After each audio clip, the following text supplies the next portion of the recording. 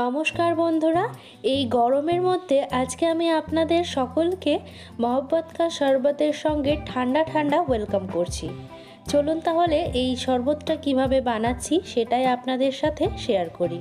প্রথমে আমি এখানে নিয়ে নিয়েছি 500 গ্রাম পরিমাণে তরমুজ, আর তরমুজটাকে একটু খাটনি করে এই বীজগুলোকে একটু বের করে নিতে হবে, তাহলে সব থেকে সুন্দর হবে। তরমুজের বীজগুলো বের করে নেওয়া হয়ে গেছে, এখন আমি এগুলোকে রাফলি চপ করে নেব। সুখা ভেল রেসিপিতে নাহিদাস লাইফস্টাইল থেকে একটা দিদিভাই কমেন্ট করেছে, খুবই ভালো হয়েছে, অসাধারণ মুড়ি মাখাটা।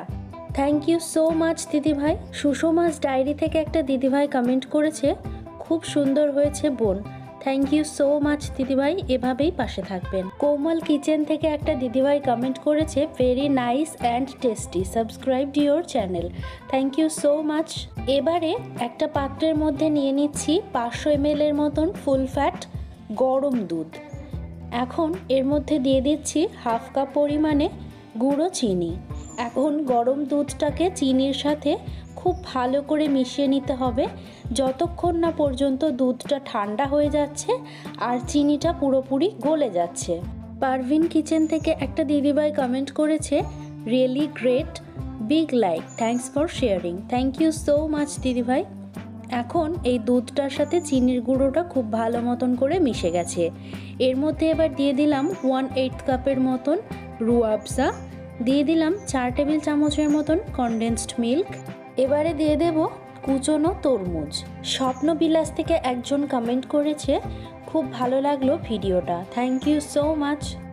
এবারে এর মধ্যে দিয়ে দেব তরমুজের জুস 1/4 কাপের মতন, আর দিয়ে দেব 1/4 কাপের মতনই চিয়া সিডস, যেটাকে ওভারনাইট সোক করে রেখেছিলাম।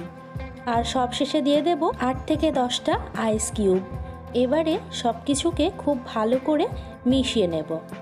আর এই শরবতের ক্ষেত্রে একটা কথা মাথায় রাখতে হবে, এর চিনির পরিমাপটা কিন্তু একটু বেশি হতে হবে, না হলে বরফ মেশালে চিনির পরিমাপটা কমে যাবে আর খেতে ভালো লাগবে না।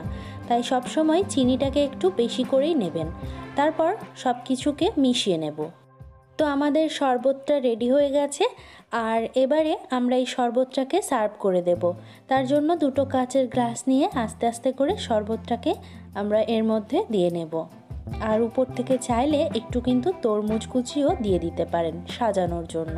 দ্য ইউ কিচেন থেকে একজন কমেন্ট করেছে, ওয়াও টেস্টি সুপার ডুপার ভেল, thank you so much dear. Pakka Swad official থেকে একজন কমেন্ট করেছে, 59 done new friend, thank you so much.